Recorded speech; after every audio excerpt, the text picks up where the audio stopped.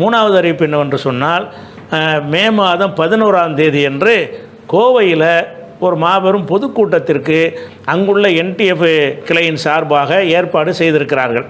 அந்த ஏற்பாடு செய்த முக்கிய நோக்கம் என்று சொன்னால், இந்த வக்ஃபு திருத்த சட்டம் வந்த பிறகு அந்த சட்டத்தில் உள்ள என்னென்ன விஷயங்கள்லாம் நம்மளை பாதிக்கும் என்று விரிவான முறையில், விளக்கமான முறையில் மக்களுக்கு வைக்கப்படவில்லை என்ற ஒரு காரணத்தினால் அது குறித்து A to Z முழு விவரங்களையும், என்னென்ன சட்டத்தை திருத்தி இருக்கிறாங்க, அதில் என்னென்ன வகையில் நமக்கு பாதிப்பு ஏற்படும், அந்த விஷயங்களை எல்லாம் பூரணமாக விளக்குகிற ஒரு நோக்கத்தில் தான் அந்த வக்ஃபு திருத்த சட்டத்தில் உள்ள இஸ்லாத்தை முஸ்லீம்களுக்கு பாதகமான அம்சங்கள் என்கிற ஒரு விஷயத்தை விளக்குவதற்காக மே 11ஆம் தேதி ஞாயிற்றுக்கிழமை கோவையில் ஒரு பொதுக்கூட்டம் ஏற்பாடு செய்திருக்கிறார்கள்.